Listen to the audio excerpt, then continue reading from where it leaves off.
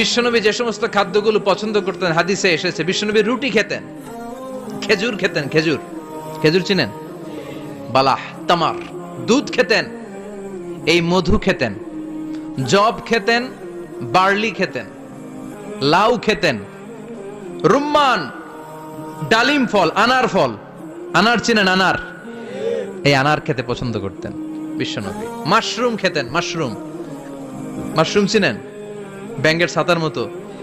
রেস্টুরেন্টে ইদানিং মাশরুমের স্যুপ পাওয়া যায়, এটা খাবেন। যাদের চোখের জ্যোতিতে সমস্যা, দৃষ্টিতে সমস্যা, খাবেন। হাদিসে এসেছে আল কামআতু মিনাল মান ওয়া মাউহা শিফাউন লিল আইন। মাশরুম হলো মান্না সালোয়ার মতো খাবার। মাশরুমের স্যুপ যারা খাবে, চোখের জ্যোতি যাদের কম, তাদের চোখের জ্যোতি বাড়িয়ে দিবে কে?